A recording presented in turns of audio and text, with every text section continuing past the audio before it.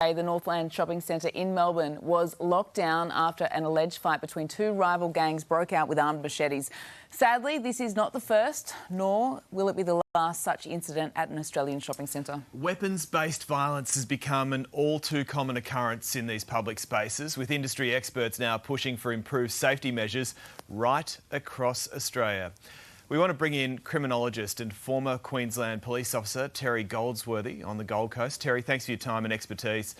Tell us, what are some of the biggest problems, concerns Australian retailers and the shopping public are faced with right now? Yeah, good morning. In regards to incidents like the Bondi attack, it's quite difficult. If we look at target hardening, which is what we've done for many years in terms of crime prevention, when you target harden a bank or a corner store or something like that, it's quite easy. The problem you have with shopping centres is that they are vast locations in terms of the ground they cover, the amount of entry points and the amount of people in there. So it's quite difficult to, in fact, target harden a shopping centre to any great extent. What you do need to do is make sure that you have adequate planning in place, and the Australian-New Zealand Counter-Terrorism Committee has a public document that's available for active armed offenders, and it talks about being prepared, how you should respond and how you recover from attacks like this. So I would think that any large shopping centre, public venue like this would be looking at documents like that and looking at how their security culture is, what are their procedures and policies for responding to things like this, and how can they make their venues more secure and resistant to attacks like this. Well, we've seen with the inquest, with the Bondi stabbing attack, Terry, that the CCTV control room, which had 700 cameras in it, it was left unstaffed while a staff member went to the toilet for just a couple of minutes. That's just one example of holes in the system. Are we falling down in our training of security personnel?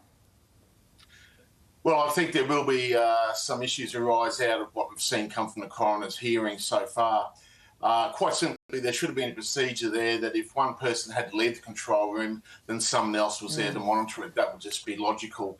So their policies will be reviewed. I mean, is it a cost-cutting issue that there was only one person in there? Was it a breach of protocols, etc.? Traditionally, the security services at shopping centres they've been there for slip and trips.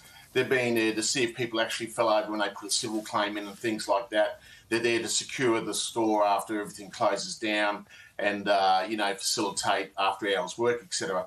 Now they're going to have to move into a much more active role in being first responders, essentially, alongside the police when there is an active armed offender. So, I mean, these incidents are very rare. We must make that clear. They are quite rare to have these public mass killings. But as we've seen, they can occur, and you need to be able to respond if they do occur. I mean, it's not America. We probably shouldn't be arming our security guards. Yeah. In Melbourne right now, there's a conversation in the wake of Northland about whether sworn members like PSOs should be patrolling shopping centres. Is that an option? Well, it could be. I mean, but you then come to the problem. We had police beats in Queensland, and we, under our former government, got rid of most of them. The problem is, what shopping centre gets a police beat? Yeah. You can't put police in all of them. That's the problem. So, an offender who finds or wants to commit this attack, in this case, there's a mental health issue, and there's been criticism of that process as well.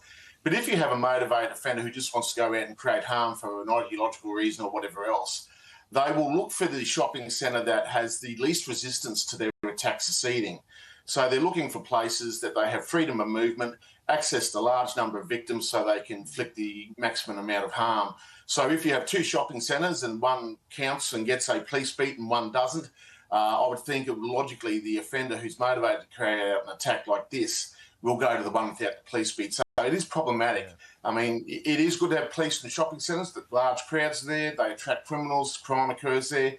But I don't know if we have the policing resources to shopping centre. So is it also up to individual store owners and their staff to be a bit more prepped for when things like this unfold?